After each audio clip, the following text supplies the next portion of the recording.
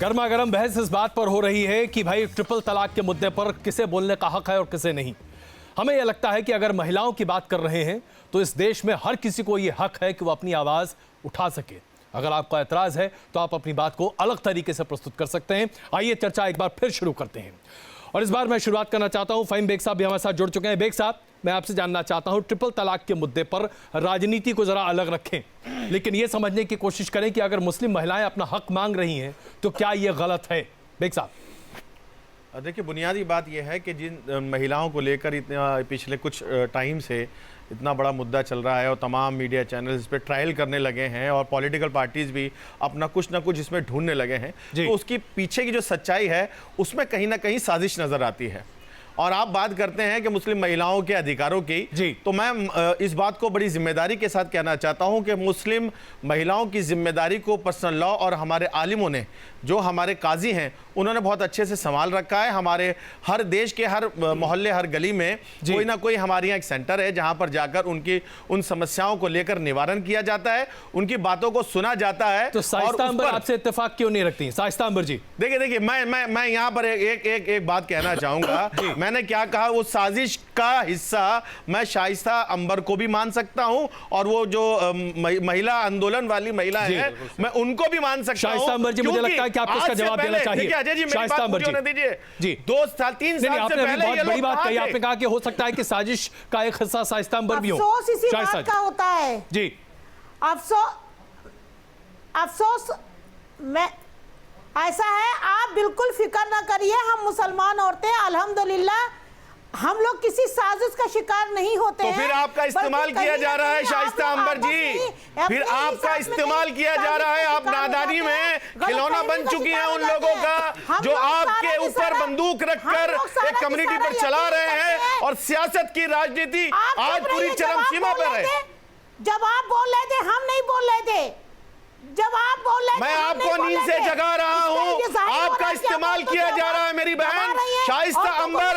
आप दुश्मनों की चाल को समझिए। खिलौना कहना, इस्तेमाल होना कहना अपमानजनक भाषा है, इसे वापस लीजिए।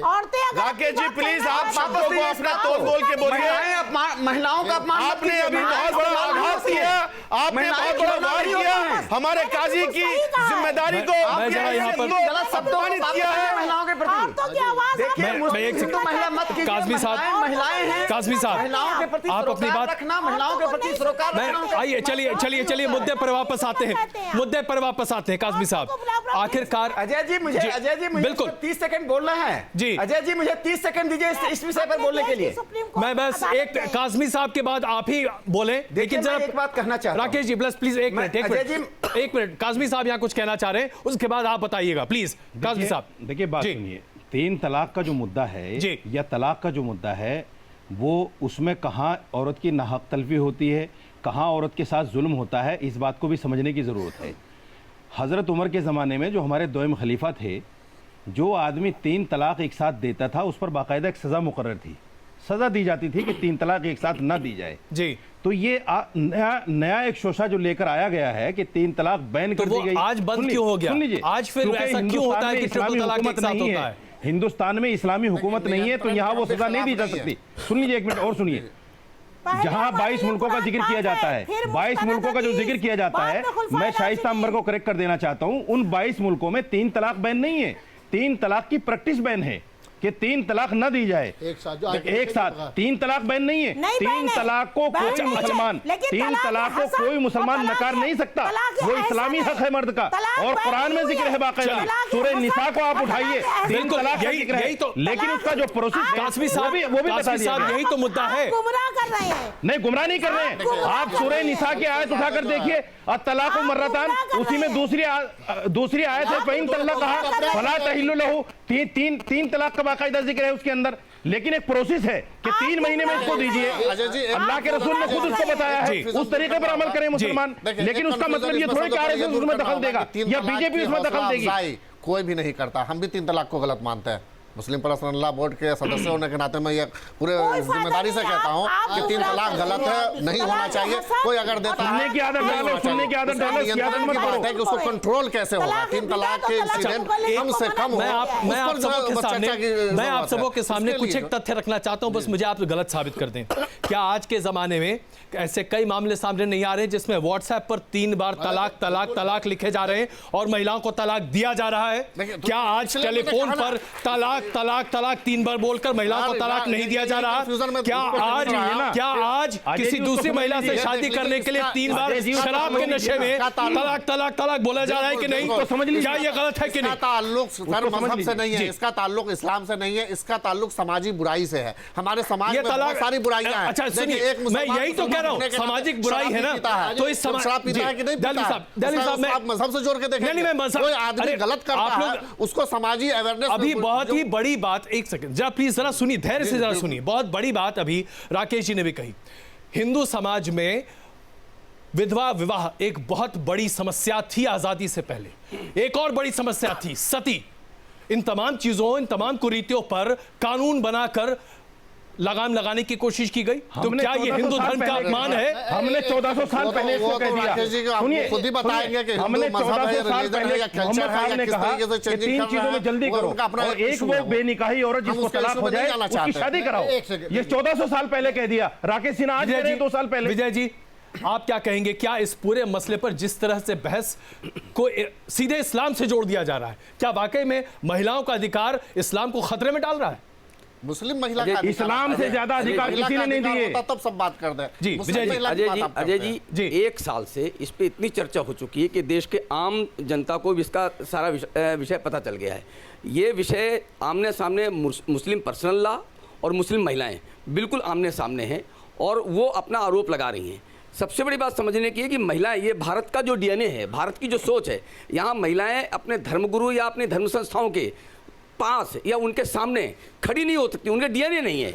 लेकिन अगर खड़ी होती हैं तो आम समाज ये मतलब सोचने पर मजबूर होता है कि कुछ जरूर गंभीर मामला है। आप एक बात समझिए, एक मिनट हम ये एक बात और समझिए कि ये सारा 3 तलाक का मामला हिंदू समाज नहीं लाया है। ये जो हम चर्चा कर रहे हैं हिंदू समाज के द्वारा लाया हुआ नहीं है। ये कोर्ट कौन गया है? कोर्ट कौन गया है? कोर्ट मुस्लिम महिलाएं गई हैं। में मुसलमान से ज्यादा है। एक मिनट, हमारा 6 पॉइंट कुछ है, आपका 7 पॉइंट कुछ है।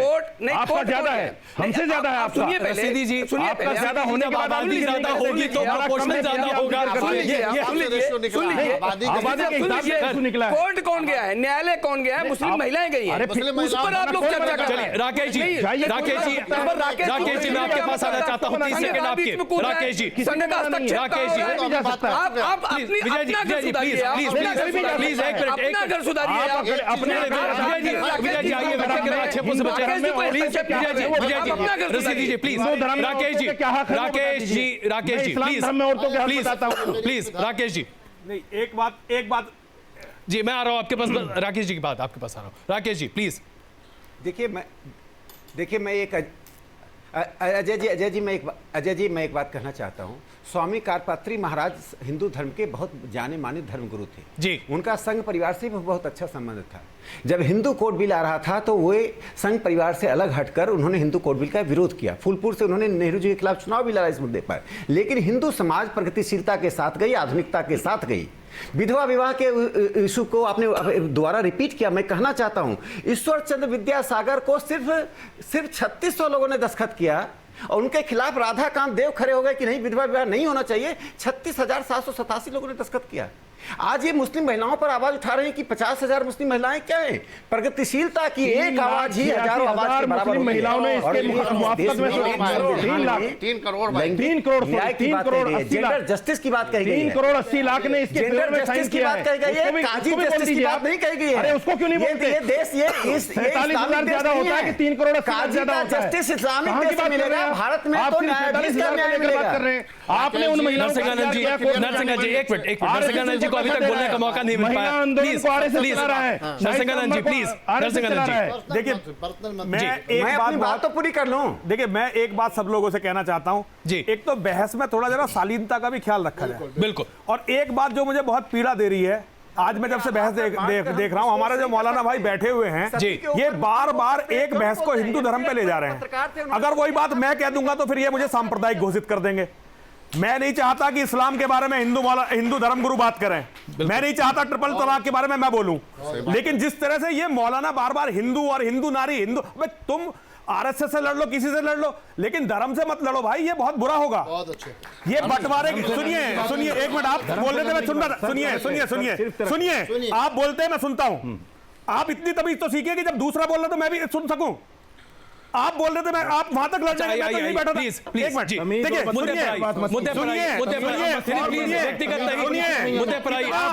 इतना धैर्य यदि तुम नहीं है तो मुझे तमीज नहीं सिखाएंगे तुम्हें प्लीज एक दूसरे की बात सुनिए। अगर ये मुद्दे पर आइए खाने का नहीं है, मुद्दे पर आइए प्लीज। ये रखने दे रहे हो क्या बात? तमीज सिखाने देखो यहाँ केवल इसलिए गुंडागर्दी चल रही है, यहाँ केवल हम लोग रसीदी जी प्लीज अगर इनके बच्चे अरे प्लीज सुनिए तो सही साहब, तो मैं अपनी बात बोल रहा हूँ जी बिल्कुल बोलिए दर्शकानंद जी बोलिए। एक नहीं शब्द की छोड़िए, मैं शब्दों पे ध्यान कभी नहीं देता, ना मैं शब्दों का चयन करता हूँ, जो आते बोलता हूँ, लेकिन आपकी बात में मैं नहीं बोल रहा, बिल्कुल और मैं आपके धर्म में हस्तक्षेप नहीं कर रहा, लेकिन मुझे यहाँ बैठ के बहुत बुरा लग रहा है जब बार बार हम लोगों की तरफ इशारा किया जा रहा है। अब जिनका षड्यंत्र है उन्हें देखो ना आप लोग। बिल्कुल सही बात है। आज हिंदू धर्म को कुछ देखिए, मैं बहुत निवेदन करना चाहता हूं सभी लोगों से। एक तो अजय जी मैं आपसे एक बात कहना चाहता हूं, आपने दो समस्याएं जोड़ी जी, एक तो ट्रिपल तलाक और एक बढ़ती हुई जनसंख्या जी। लोकतंत्र का एक नियम है, आप स्वतंत्र हैं लेकिन तब तक जबकि आपकी स्वतंत्रता मुझे चोट नहीं करती जी। तो आप एक तो इन दो मुद्दों को जोड़िए मत, ये दोनों मुद्दे बिल्कुल अलग अलग हैं और पूरी दुनिया इनका असर देखेगी। जनसंख्या जिस तरह से इस देश की बढ़ रही है, 10 साल के अंदर ये देश, मैं आज आपके चैनल पे आपको लिख के गारंटी देके जा रहा हूं, बहुत भयंकर गृह युद्ध की तरफ जाने वाला है, क्योंकि 7 साल के अंदर पानी खत्म हो रहा है इस देश में। जनसंख्या किसी की वो बड़ी समस्या, उस पर चर्चा करनी चाहिए। सुनिए आज ट्रिपल तलाक से जरूरी है जनसंख्या पर चर्चा करना, ट्रिपल तलाक से बहुत ज्यादा जरूरी है। और ट्रिपल तलाक का मैं राकेश जी से अनुरोध करना चाहता हूं, यहां बैठ के हिंदू धर्म गुरु होने के नाते आरएसएस से अनुरोध करना चाहता हूं, आज हिंदुओं की हजारों लाखों बेटियां, जनसंख्या पे थोड़ी चर्चा सुनिए एक मिनट सुनिए राकेश जी, सुन करिए, बिल्कुल हम जनसंख्या पर आ ही रहे। चलिए आंकड़े देखिए, जब ये आरएसएस की सरकार, आरएसएस में बीजेपी की सरकार को आरएसएस की सरकार मानता हूं, जब इन लोगों की सरकार बनी तो इनका मेन मुद्दा था लव जिहाद। आज वो आंकड़ा हिंदू औरतों का बर्बाद होने का लगभग 2.5 गुना पिछले 3 साल में हो गया। ये उस पे क्यों नहीं बोल रहे? उसके लिए कहां, अभी कल यहां अखलाक के बारे में बात आई, मैं एक आपको सिर्फ एक चीज, आइए हम इधर उधर ना भटके, नहीं प्लीज इधर उधर ना भटके। अब ये इशू चेंज हो गया जी। अभी यहाँ जो हुआ, जितना ड्रामा हो रहा था, हम उस डिबेट पे वापस आना चाहते हैं। चलिए मैं उस मुद्दे पर वापस, हम आइए जरा मुद्दे पर वापस आते हैं। हमारे पास बस एक आखिरी कमेंट ट्रिपल तलाक के मुद्दे पर दहलवी साहब, और उसके बाद हम जनसंख्या के मुद्दे पर आएंगे। दहलवी साहब, सारे लोगों ने अपनी बात, खासकर स्वामी जी ने तिवारी अपनी बात रखी, मैं इसमें 2-3 बातें बहुत संक्षेप में कहना। पहली चीज तो ये समझना चाहिए जो शाइस्ता अंबर ने भी कही, और सबसे मेरा अनुरोध है कि हर किसी को कहने का इख्तियार हासिल है, उसको बोलने दीजिए। इस्लाम में जहाँ निकाह की बात है वहाँ तलाक की भी इजाज़त है, वहाँ खुला की भी इजाज़त है, वहाँ निकाह को फिस्क करने की भी इजाज़त है। ये चारों चीज़ें। सवाल ये है अजय, मैं 2 चीज़ें आपसे, आपके माध्यम संघ से भी पूछना चाहता हूँ, अपने मौलाना लोगों से पूछना चाहता हूँ। ये एक सच्चाई की बात है कि, और ये हो सकता है कि आप बात में मेरी बहुत बड़ी मुखालफत भी हो, जब बहालत शराब नमाज नहीं पढ़ी जा सकती तो जो लोग बहालत शराब तलाक दे देते हैं तो उस लड़की का क्या कसूर है? बिल्कुल, उसको तलाक दी जाती है। इसलिए आंतरिक मुद्दों पर यह मत कहिए कि चेहरे पर गंदगी है, बल्कि आईना भी साफ करके देखिए। इसलिए खाली जो है, और मैं आखिरी में अनुरोध करता हूं, आप ये कह दीजिए, सुनिए आज इस प्लेटफॉर्म से ऐलान कर दीजिए कि शराब की हालत में तलाक जायज है, बोल दीजिए आप, ना जायज है बोल दीजिए आप, एक फतवा दे दीजिए, एक फतवा आप भी दे दीजिए, एक फतवा आप भी दे दीजिए कि हालत शराब में तलाक जायज है, बोल दीजिए ना। फतवे तो सारे मुफ्ती, हिंदुस्तान के सारे मुफ्ती एक तरफ, आप बोल दीजिए बोल दीजिए ना। अरे अतर भाई बोल दीजिए। मैं नहीं बोल सकता सर, मैं क्यों नहीं बोल सकता? जब आपने मुद्दे को उठाया, आपने मुद्दे को उठाया, बात हर आदमी रसीदी जी, रसीदी जी, रसीदी जी, यानी ये बात रसीदी जी, को गाली बताएं 2003 में हालत में नमाज जायज नहीं तो तलाक भी जायज हो जाएगी। नहीं, तलाक जायज हो जाएगी। आप कौन सी हदीस, कौन सी आयत से हवाला दे रहे हैं इस बात का? रसीदी जी, रसीदी जी, रसीदी जी, रसीदी जी, रसीदी जी, मैं सुनिए व्यक्तिगत, सुनिए मैं क्षमा चाहता हूँ, मैं क्षमा चाहता हूँ, आप कैसे दिन को मैं क्षमा चाहता हूँ, मैं क्षमा चाहता हूँ रसीदी जी, प्लीज प्लीज प्लीज प्लीज आप दोनों प्लीज रसीदी जी साबित करेंगे, रसीदी जी प्लीज, रसीदी जी ये कोई चर्चा का विषय नहीं है, बात कर रहे हैं आप। मैं क्षमा चाहता हूँ रसीदी जी, प्लीज अदब के साथ, रसीदी जी, रसीदी जी प्लीज, मैं अदब के साथ क्षमा चाहता हूँ आपसे, ये मुद्दा मैंने उठाया टीआरपी लेने के लिए इस्लाम के खिलाफ नहीं बोले। अरे भाई प्लीज सुनिए तो सही, खिलाफ बोलते रहो। नहीं देखिए ये आपने ठेकेदारी ले रखा है, गलत बोला है मैंने। नहीं प्लीज प्लीज गलत बोला है, प्लीज प्लीज आइए आइए, मुझे लगता है आप मुजतहिद हैं, ये उलमा मैं इस पे काम करता हूँ, मैं आप दोनों के बीच में इस बहस को जरा यहीं जरा कम करने की कोशिश करता हूँ। हम यहाँ जरा पीछे कुछ महिलाओं से भी बात करें इससे पहले कि मैं एक सेकंड प्लीज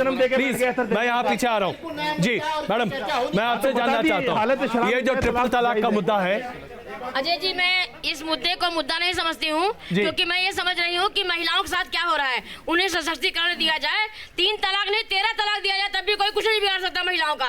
महिलाओं के सशक्तिकरण पे जोड़ दीजिए, ये अच्छी बात है। बहुत बुरा। बिल्कुल जी साहब, हाँ बताइए। मैं ये कहना चाहता हूँ, जरा खड़े हो जाएं वरना लोग आपको देख नहीं पाएंगे। जी मैं ये कहना चाहता हूँ कि जब तक शाइस्ता जैसी बहन है तो आरएसएस ने कुछ करने की जरूरत नहीं है। अच्छा तो ये अच्छा मौका मिलता है। मैं जरा इधर आ जाता हूँ मैडम प्लीज, मैं आगे नहीं देख पा रहा हूँ आपको, आप जरा खड़े हो जाइए। बोलिए क्या आपके हिसाब से ये ट्रिपल तलाक का मुद्दा कितना बड़ा है और क्या होना चाहिए इस पर? इस पे बंद हो जाना चाहिए, बंद हो जाना चाहिए, वैसे बंद हो जाना चाहिए। चलिए तो ये शाइस्ता अमर जी, मैं एक बार फिर आपके पास वापस आना चाहता हूं। जिस तरीके से इस पूरे मुद्दे पर अब राजनीति हो रही है, क्या राजनीति होनी चाहिए? क्योंकि आपने शुरुआत इसी से की, राजनीति नहीं होनी चाहिए। शाइस्ता अमर जी। बिल्कुल, मैं ये कहना चाहती हूँ जो लोग ये समझ रहे हैं कि हम लोग किसी साजिश का शिकार हैं, तो ये उनकी गलतफहमी है। अल्लाह पाक ने इस्लाम में कहा है कि दीन की जो भी मालूमात रखता हो, मुस्लिमीन मुस्लिमात वल मोमिना वल मोमिनात, उसको अच्छाइयाँ कायम करना चाहिए, और जो समाज में बुराइयाँ हैं उसको कुरान की आयत सही नहीं पढ़ पा रही हो। आप अगुवाई करोगी मुसलमानों की, नहीं मुस्लिम औरतों की अगुवाई करोगी। आपको कुरान की आयत का सही पता नहीं है, आप औरतों की अगुवाई करोगी। आपको कुरान की आयत का पता नहीं, कुरान की आयत कैसे पढ़ना है? जहालत की भी हद होती है भाई। पर्सनल बोर्ड बना के बैठ गई वुमेन पर्सनल बोर्ड, आपको ये पता नहीं कुरान की आयत कैसे पढ़ना है? अरे शर्म करो, टीवी पर बैठकर कुरान को बिगाड़ रही हो आप। शिक्षा का शर्म करो यार, कुरान को बिगाड़ रही हो आप टीवी पर बैठकर। शर्म कीजिए आप शर्म कीजिए, टीवी पर बैठकर कुरान को बिगाड़ रही हैं आप। कुरान की आयत कम से कम सीख के आया कीजिए, कुरान की आयत सही सीख के आया कीजिए आप। आपको पढ़ना नहीं आता मत पढ़ा कीजिए कुरान की आयत। रसीदी जी जी देखिए, मैं इस सिलसिले में एक तो स्टूडियो से बाहर क्या व्यवहार करेंगे, वो भी एक इशू था शराब की हालत वाला, और मैं शाइस्ता जी का भी जवाब देना चाहूंगा। एक तो यह कि शराब की हालत का, जैसे इन्होंने कहा कि ये नशे की हालत में तलाक नहीं होनी चाहिए, अगर तलाक देता है तो नहीं होना चाहिए। ये बिल्कुल क्लियर इस्लामी फिक्र है और कानून है कि अगर शराब की हालत में आदमी जहनी तवाजुन खो दे और उसको अच्छा या बुराई की तमीज नहीं रहे तो तलाक नहीं होती। बहुत अच्छा, तलाक नहीं होती, ये मसला है। नहीं वो तलाक है। आप जो कहना चाह रहे हैं वो देखिए, नमाज के साथ जो जोड़ा, नहीं नमाज के साथ जो जोड़ा आपने, उसके बाद दूसरा मसला नमाज के साथ जो जोड़ा आपने। अरे ये तो नमाज के लिए भैया, जो लदीन आमनू ला तक़रबू सलात। चलिए दूसरा मसला मैं बता दूं, देख लीजिए नमाज की सारी बात है। अजय जी एक और चीज मैं बता दूं, तवाज़ुन खराब हो जाए, सिर्फ 10 सेकंड में लूंगा। जब all India Muslim personal law board अपना कोई मसला हुआ, all India Muslim personal law board कोई सरकारी ढांचा नहीं है, एक एनजीओ है, एनजीओ के तौर पर काम करता है, उसका कोई भी विजन या कोई भी चीज जो है किसी पर थोपा नहीं जाता। जब all India Muslim personal law board जबरदस्ती किसी चीज पर नहीं थोपता है, अपना उसका एक रास्ता। शाइस्ता अमर जी तो कह रही है कि जबरदस्ती है। नहीं, शाइस्ता अमर जी के पास जबरदस्ती कोई गया कि ये काम तुम करो, वहां पर जकिया सुमन जी हिजाब नहीं कर रही है, उसको मुस्लिम पर्सनल लॉ ने कभी लाठी मार के कहा कि तुम हिजाब करो। मुस्लिम पर्सनल लॉ बोर्ड कभी किसी चीज पर नहीं थोपता उसको। पाबंदी की बात नहीं है, लेकिन अरे शाइस्ता जी को मुस्लिम पर्सनल बोर्ड कभी टीवी चैनलों पे जा करके जो अपना पक्ष रख करके और अपनी बात रख करके कोई इशू तो नहीं बनाता है। ये शाइस्ता जी मुसलसल इशू बनाते हैं और ये आरएसएस का खिलौना बन करके इशू बनाती रहती है। सुप्रीम कोर्ट का फैसला आया, ये उसके बाद पार्लियामेंट ने एक्ट बनाया, लेकिन उसके बावजूद अगर सैकड़ों औरतें नानुफ्का मांगने के लिए कोर्ट जाती हैं तो पर्सनल लॉ उनको हाथ पकड़ के थोड़ी खींच रहा है। कोई नहीं जाता। शाइस्ता अंबर जी इसका जवाब दीजिए।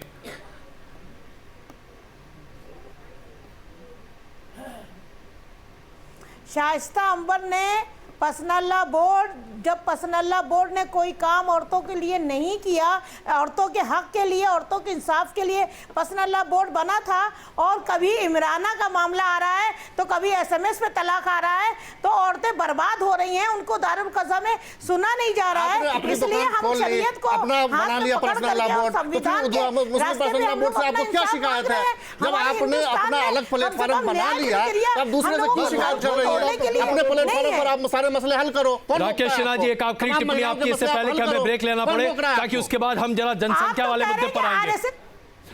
कर रही है तो आरएसएस के एजेंट तो आपको ही शुरू से इल्जाम लगाते हैं, यजीद बनकर रहे हैं। अरे आप महिला आंदोलन जितनी महिलाएं कोर्ट, अच्छा चलिए एक सेकंड, मुस्लिम महिला आंदोलन से जुड़ी हुई है और सारी मुस्लिम महिला आंदोलन को डायरेक्ट इंद्रेश जी कंट्रोल करते हैं, आरएसएस के जो नुमाइंदे हैं। बिल्कुल राकेश जी प्लीज, राकेश जी, और इसके साथ साथ राकेश जी ये भी बता दीजिए, राकेश जी ये भी बता दीजिएगा कि क्या आपने शाइस्ता अंबर को अपना एजेंट बनाया है? राकेश जी इतना झूठ बोलता है, अल्लाह को हिसाब देना तुम।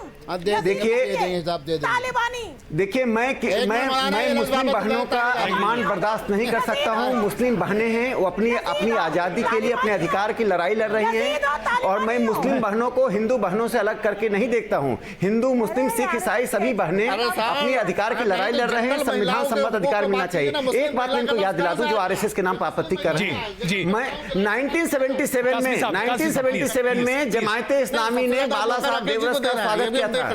देखिए, लोकतंत्र में लोकतंत्र संवाद के आधार पर चलता है। लोकतंत्र संवाद के आधार पर चलता है। आप संवाद तोड़ना चाहते हैं। जिनको आरएसएस के नाम पर आपत्ति है, बता दूं, इस देश में 2 प्रधानमंत्री आरएसएस के प्रचारक हो चुके हैं, श्री अटल बिहारी वाजपेयी और नरेंद्र मोदी जी। आपको आपत्ति है क्या? आप देश की नागरिकता अपनी समाप्त कर दीजिए कि तलाक के बाद उसमें कोई असर ही ना करे। प्लीज हम यहाँ कुछ के लिए रुक रहे हैं। नहीं, कोई पर्सनल अटैक नहीं है, कोई पर्सनल अटैक नहीं है यहाँ पर, कोई इस तरह की बात नहीं। प्लीज मैं क्षमा चाहता हूँ। आज देश में एक और बड़ी बहस चल रही है, और ये बहस शुरू हुई अब से तकरीबन 7-8 महीने पहले, लेकिन उससे पहले 2015 में भी इस पर काफी चर्चा हो चुकी थी। चर्चा इस बात को लेकर हो रही है कि क्या हमारे देश में मुस्लिम आबादी इस अनुपात में बढ़ रही है कि उसके भयावह परिणाम होने जा रहे हैं? क्या हमारे देश की पूरी आबादी का चेहरा बदलने जा रहा है?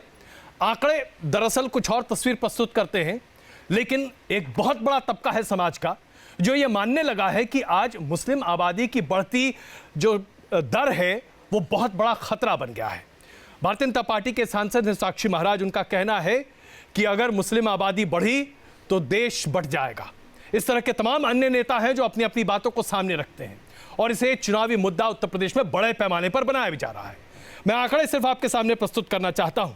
अगर 2011 के सेंसस की बात करें तो हमारे देश में 95 करोड़ हिंदू हैं और 17.18 करोड़ मुसलमान।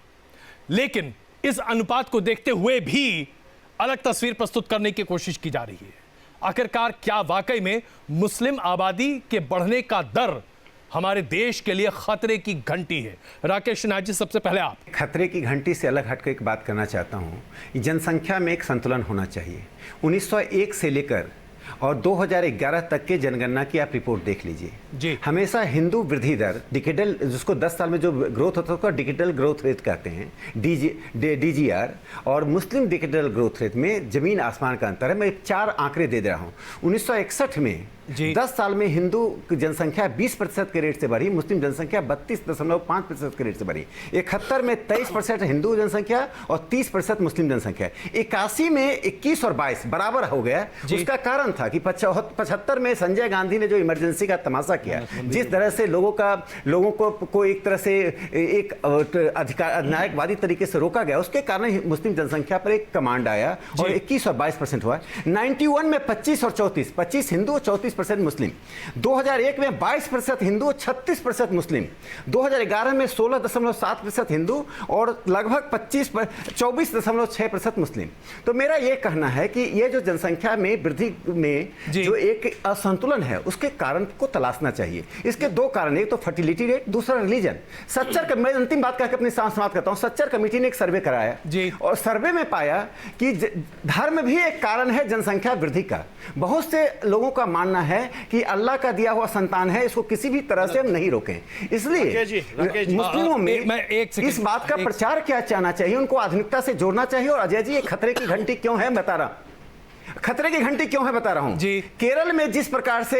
केरल में जिस प्रकार की घटनाएं घट रही हैं, 28% हिंदू से वो 1991 में 28% थे, वो 34% हो गया। मुस्लिम शेयर लगातार बढ़ता जा रहा है, 23 से 26.5। बंगाल में 23% से 27%। नहीं, राकेश जी, इस प्रकार कुछ एक चीजें मैं भी आपके सामने रखना चाहूंगा। आपका शोध इसमें बहुत जबरदस्त, इसलिए सबसे पहले मैंने आपके सामने रखा, लेकिन इसमें कुछ एक तथ्य और हैं जो शायद आप नहीं देख पा रहे। बिल्कुल। सबसे पहली चीज, अगर मैं 2011 के ही आंकड़े सामने रखूं, पूरे देश की आबादी के बढ़ने का दर था 17.7, मुसलमानों का कम था, जिसमें मुसलमानों की दर घटी पिछले 10 साल के मुकाबले।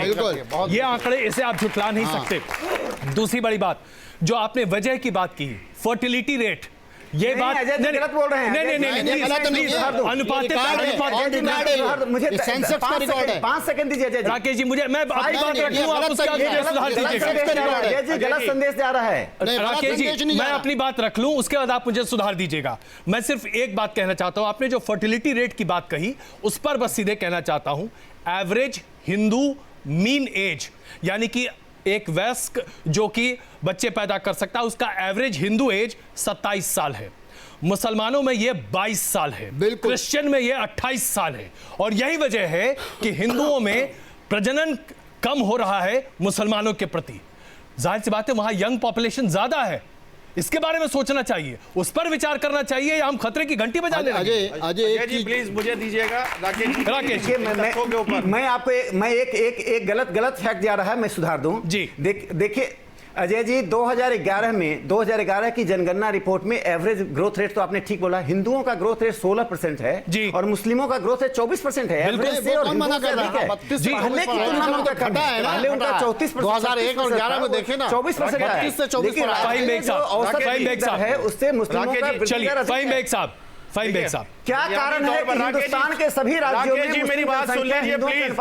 आपने बहुत ज्ञान दिया, बहुत इतिहास और वर्तमान के बारे में बताया। आइए सीधे मुद्दे पर आए, हम लोग इधर-उधर बात ना करें। एक उसमें जोड़ ले, राकेश जी सुनिए, आपने कहा हम बोले नहीं बीच में, आप हमारी बात सुनिए। तकलीफ हो रही है, उस पर भी आप गौर करें। राकेश जी, आपने सच्चर कमेटी का बहुत यहां बखान किया।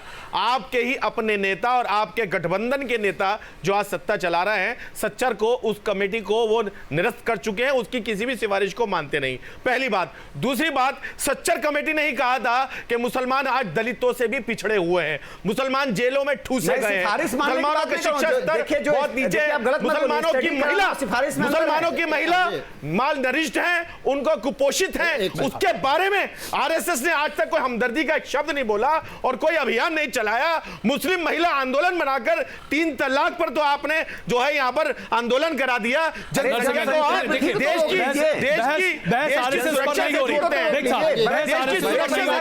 क्षमा चाहता हूं, आरएसएस पर नहीं हो रही। नरसिंहानंद जी क्यों नहीं किया? मुसलमानों कारण बराबर बनाना है, नरसिंहानंद जी मैं एक बात इसे हिंदू मुसलमान से हटके आपसे पूछना चाहता हूं। आप लोग इस पे आज आंकड़ा देखिए, जब मैं क्लास पहली में पढ़ता था, हमें बताया जाता था कि भारत की जनसंख्या 52 करोड़ है जी। आज हमें यह बताया जा रहा है कि भारत की जनसंख्या 125 करोड़ है। है ये, आप इसे मानते हैं नहीं मानते? सत्य है। आप क्या समझते हैं कि ये संसाधन इसी तरह से बढ़ते रहेंगे, हम बिल्डिंगें बनाते रहेंगे, हम सड़कें बनाते रहेंगे, ये हमारा खाने का नरसिंहानंद जी इसका विकल्प तो ये है ना कि हम फैमिली प्लानिंग पर जोर दें। जी, लेकिन इसमें हिंदू मुसलमान क्यों कर रहे हैं? मैं यही सवाल उठा रहा हूं। सुनिए, मैं यही कह रहा हूं जी, मैं यही कह रहा हूं कि हम एक बहुत बड़ी समस्या को, एक मिनट यार पहले सुन लो, हम एक बहुत बड़ी समस्या को बहुत छिछोरे तरह से इसे खत्म कर रहे हैं। जनसंख्या प्रॉब्लम है बहुत बड़ी जी, जो हर चीज को तहस नहस कर देगी, लेकिन हम इसे हिंदू मुसलमान बना के आपस में लड़के अपने बच्चों के सारे भविष्य को खत्म कर देंगे। गैलवी साहब, जो स्वामी जी ने कहा, एक तो राकेश जी को अपने तथ्य थोड़े से सही कर लेने चाहिए। पहली चीज तो जो आपने कहा, 3 चीजें जो सेंसेक्स करता है मुसलमानों में जो आबादी बढ़ने की, पहली चीज तो उनके यहाँ जो जच्चगी के दौरान मौत की शरह है वो सबसे कम है।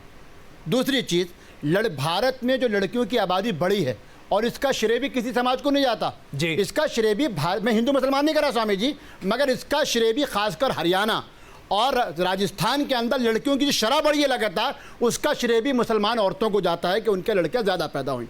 तीसरी चीज़ जो आपको बड़ी दिलचस्प बात है, हम बात कर रहे हैं औरतों की बात, लेकिन अजय ये नेशनल स्कूल की रिपोर्ट है कि मुसलमानों में मिडिल तक, यानी तमाम समाज में मिडिल स्कूल तक पहुंचने वाली जो सबसे ज़्यादा बच्चियां हैं वो भी मुस्लिम समाज की होती हैं। हमारा कहना, जो फ़हीम बैग ने कहा और स्वामी जी ने भी कहा, इस मौके पर हालत ये हो गई है पानी पीने को नहीं है, शहर हमारे कचरा खाना बनते जा रहे हैं। सूरत हाल ये कि एक एक क्लास के अंदर 50-50 बच्चों को ठूसा जा रहा है। ये सिर्फ, और आखिरी चीज, और ये हालत हमारे मंदिरों और मस्जिदों की भी है कि लगातार हम ऊपर बढ़ रहे हैं। बेहतर ये कि इस पर सकारात्मक चर्चा हो, ना कि ये कि हिंदुओं से डरा जाए और मुसलमानों को हिंदुओं से डरा जाए। बिल्कुल मैं समर्थन करता हूं। विजय जी, एक मिनट जी, विजय जी आप क्या कहेंगे? अजय जी, कोई भी नियम कानून बनाने के लिए, कोई भी नियंत्रण करने के लिए कोई कानून बनाना पड़ता है जी। और जब भी इस प्रकार की बात आती है, मैं एक बात जरूर कहता हूं कि देश में समान नागरिक कानून, इस प्रकार के कानून को लागू किया जाए और उस पर चर्चा और लागू किया जाए तो बहुत सारे फेक भी है। देखिए, सुप्रीम कोर्ट ने कई बार जनसंख्या नियंत्रण कानून के लिए बोला और वो सबके लिए होना चाहिए, हिंदू मुसलमान का कोई मैटर इसमें नहीं है। बहुत सारी समस्याओं का हल है इसमें, और सुप्रीम कोर्ट ने बोला है। मुंबई में लागू है, मुंबई में इस बार जिसके 3 बच्चे थे उसको चुनाव लड़ना, गोवा में लागू है। अजय जी आप ये बताइए, हम जा कहाँ रहे हैं? राकेश जी, क्या हम अपने बच्चों का विनाश चाहते हैं? राकेश जी, अगर ये बात निकल कर आ रही है तो फिर देश में कानून बनाने में क्या दिक्कत है? भारतीय जनता पार्टी की सरकार है, बहुमत की सरकार है, जनसंख्या नियंत्रण कानून बनाया जाना चाहिए। नियत ठीक नहीं है। अजय जी, मैं इसमें राकेश जी, अच्छा देखिए एक बहुत अच्छी बात आई कि इस पे हिंदू मुस्लिम विषय नहीं बनाना चाहिए जी। मैं मोहन भागवत जी का एक कथन उद्धृत करना चाहता हूं। मोहन भागवत जी ने क्या कहा था आज से 2 साल पहले कि 50 साल बाद हमारे पास संसाधन कितने होंगे, जनसंख्या कितनी होगी, इसके अनुपात पर हमें गौर करना चाहिए। इसीलिए कहा, लेकिन ये समाज शास्त्रीय प्रश्न है, किसी भी कम्युनिटी की जनसंख्या अधिक क्यों बढ़ रही है, ये विमर्श का विषय है, ये सामाजिक यथार्थ है, इसको स्वीकार करना पड़ेगा। और करुणाकरण कमिटी, करुणाकरण कांग्रेस की बेसिक चीजों पर ध्यान नहीं दिया जाएगा। राकेश जी, धर्म को नाम लेकर कासमी साहब को क्यों नहीं स्वीकार करते हैं? देखिए, धर्म हमेशा इस्लाम में एक ऐसा फंडामेंटलिस्ट वर्ग है जो धर्म के नाम पर हर कम्युनिटी के बुनियाद पर सब चीजों को मत देखिए। नेशनल इंटरेस्ट में आप सोचिए, धर्म कहां नष्ट कर रहा है कानून को? धर्म तो सबसे पहले बताता है, धर्म तो कानून का पालन करना सबसे पहले बताता है। मैं देख रहा हूं कि जब से ये कई टीवी चैनल धर्म का नाम लेकर करते हैं बात जो भी करते हैं, जिसमें यह बताया गया है कि जिस रेशियो में हिंदू और मुसलमानों की ग्रोथ हो रही है, आबादी बढ़ रही है, उसमें 100 साल तक भी अगर इसी तरीके से बढ़ती रही मुस्लिम आबादी, फिर भी बराबरी को नहीं पहुंच सकते। 136 साल तक अगर मुस्लिम आबादी जैसे अभी जो, लेकिन आबादी बढ़े क्यों? सवाल ये है 100 साल तक 100 साल में हम हो जाएंगे 450 करोड़। क्या ये देश 450 करोड़ लोगों का वोट सह सकेगा? अजय तुम बताओ, क्या ये देश 450 करोड़ लोगों का बिल्कुल यही तो बात करना चाहते, मैं यही तो कह रहा हूं। आज ये बात, आज इस बात पर चर्चा क्यों? क्या हमारे बच्चे या मुसलमानों के बच्चे अलग हैं? हम सबको मरवाना चाहते हैं क्या? आज इस बात की पहल क्यों नहीं हो सकती? आज इस बात की पहल, एक सेकंड, एक सवाल रख रहा हूं, प्लीज उसका जवाब दीजिए। अजय जी, क्या इस बात की पहल नहीं की जा सकती कि आज स्वतः सभी समाज और सभी वर्ग के लोग कहें, चलिए 2 बच्चे उससे अधिक बिल्कुल नहीं? अरे नहीं, क्यों नहीं कर सकते? नहीं, बिल्कुल सही बात है। बुनियादी बात डॉक्टर साहब बोलने दीजिए जी। एक सेकंड, मैं एक जवाब ले लूं जी, बताइए देखिए क्या दिक्कत है इसमें? आप ये जो लोग इल्ज़ाम लगाते हैं मुसलमानों के ऊपर कि मुसलमान बच्चे ज़्यादा पैदा करते हैं, मुसलमानों में भी तो फैमिली प्लानिंग है। कौन कहता है कि नहीं है? बिल्कुल है। दूसरे ये है कि ये मेरा अधिकार है। आरएसएस या राकेश सिन्हा कौन होता है ये कहने वाला कि भाई 2 बच्चे पैदा करो 4 नहीं करो? मैं इस बात को कहना चाहता हूँ, ये मेरा अधिकार है और हर आदमी इसको समझ रहा है। आज के टाइम में मुसलमान भी समझ रहा है, हिंदू भी समझ रहा है। अगर मैं अपने बच्चों को लालन समझ रहे हैं, ये बड़ी समस्या है जैली साहब। अरे ये बड़ी समस्या है। आपका नहीं है, बच्चे पैदा करेंगे फिर गरीबी का रोना, बेरोजगारी का रोना। जब हर आदमी उसको समझ रहा है और उस पर अमल कर रहा है, का एक बहुत बड़ा कारण होता है बड़ा परिवार बनाना। 22% पे हम आ गए हैं, तो ये ग्रोथ हमारी घटी है ना? क्यों घटी है? क्यों घटी है? कौन अमल कर रहा है? अरे कौन नहीं अमल कर रहा है?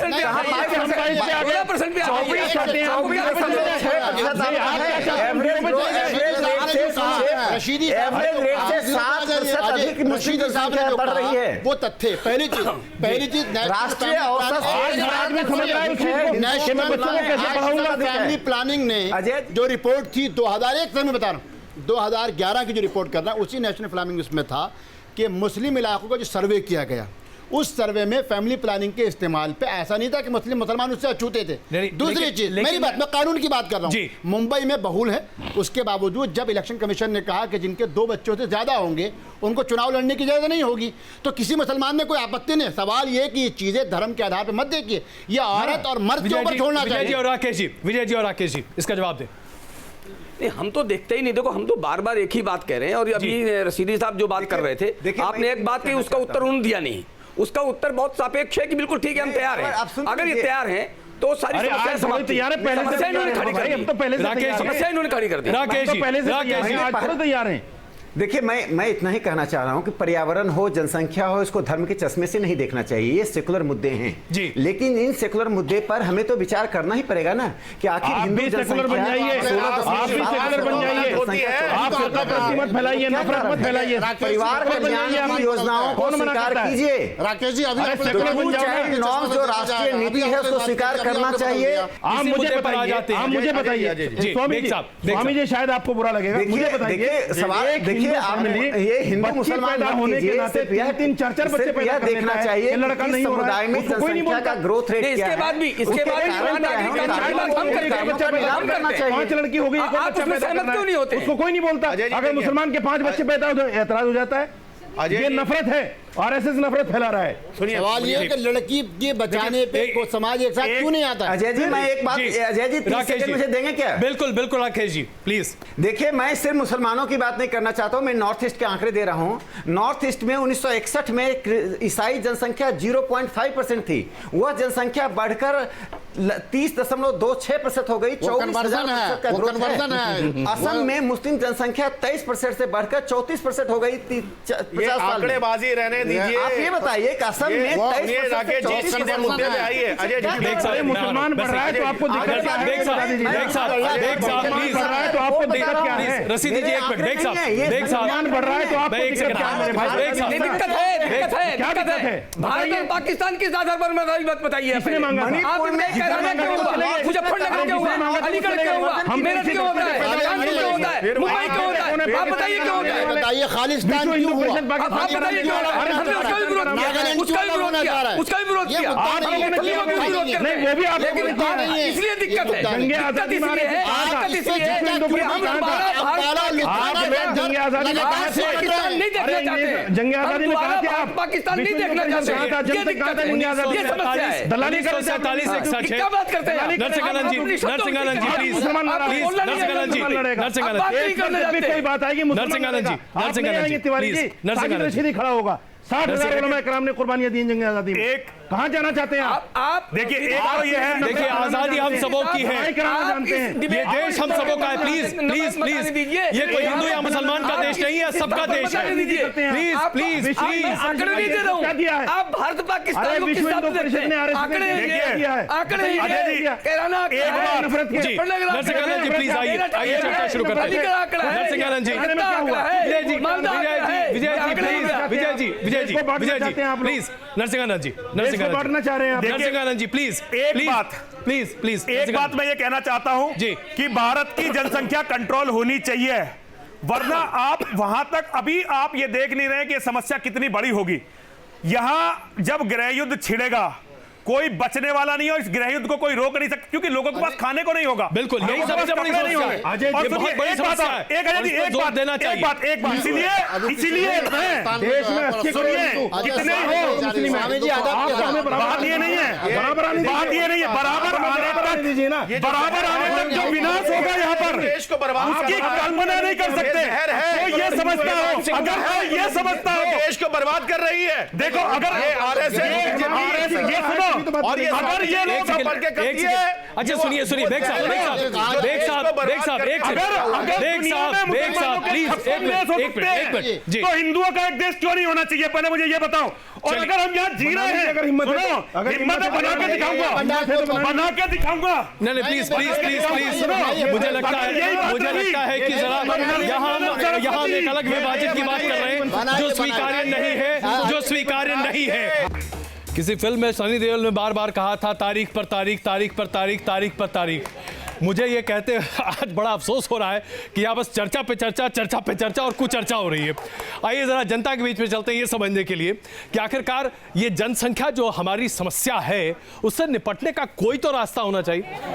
जी बताइए सर। शिक्षा जी, अगर समाज शिक्षित होगा तो जनसंख्या नियंत्रण आराम से हो सकता है। चलिए मैडम प्लीज आगे आइए। ना पानी मिलेगा, ना रोटी मिलेगी, ना पढ़ाई मिलेगी, हथियार कहाँ से आएंगे, जंग कहाँ से होगी, सब अपने आप सुधर जाएंगे जब बच्चे भूख से तड़पेंगे, जनसंख्या कंट्रोल हो जाएगी। बस इस आखिरी दौर पे आता हूँ, क्यों नहीं हम खुद ही तय कर लें, सभी समाज के लोग मिलकर तय कर लें। भाई नहीं करते 2 से ज्यादा, क्या हम मर जाएंगे? दली साहब नहीं, मैं 2-3 चीजें इसमें आई हैं, मैं 2-3 चीजें संक्षेप में कहूँगा। पहले चीज तो जो शिक्षा की हम बात कर रहे हैं, तालीम की हम बात कर रहे हैं, जो स्वामी जी ने भी कहा, मेरा कहना यह है कि तालीम हो तो तरक्की अपने आप आती है। तरक्की के साथ अगर इस्लामिक रिपब्लिक ना भी लगे, तरक्की कर जाता है।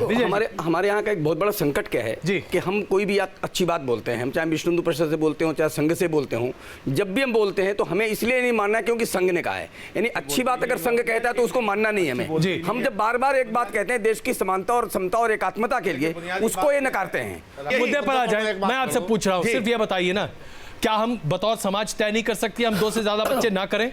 ये अजय, मैं आपको साफ प्रैक्टिकल बात बता रहा हूँ, तय हो चुका है, ये लोग कर रहे हैं, मगर बुनियादी बात ये है कि उनको उनके अधिकार नहीं मिल रहे, रोजगार में वंचित रखा गया है। बिल्कुल सही बात है। क्योंकि हम अल्लाह को मानते हैं, कुरान को मानते हैं, अल्लाह ने ये कहा है कि उनको भी हम खिलाते हैं, तुमको भी हम खिलाते हैं।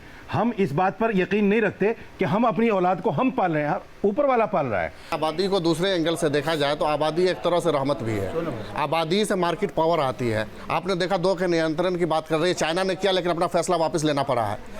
आज दुनिया में सबसे ज्यादा जो मार्केट क्योंकि वहां पे नेगेटिव ग्रोथ हो गई साहब। इंडिया की मार्केट इसलिए अट्रैक्ट कर रही है कि यहाँ आबादी है। आप उन ममालिक से, उन कंट्री से पूछिए जो पैसे दे करके, कनाडा वगैरह से पूछिए जो पैसे दे के लोगों को बुला करके सिटीजनशिप दे रहे हैं। तो आप क्या कहना चाहते हैं कि देश की आबादी और ऐसी बढ़ती रहे? आबादी की वजह से हमारी मार्केट पावर बढ़ रही है। जो आपके चैनल में बैठकर कह रहे हैं कि अल्लाह के दिए हुए बच्चे हैं वही खिलाता है, वो अशिक्षित है क्या? इसी मानसिकता को बदलना है जय जी। धर्म की बात अलग, लेकिन हाँ समस्या आज हमारी बहुत बड़ी है क्योंकि आबादी बहुत ज्यादा हो रही है। 2035 तक हम दुनिया के सबसे ज्यादा आबादी वाले मुल्क होंगे। जब खाने को खाना ना होगा तो ये आबादी एक दूसरे को खाएगी।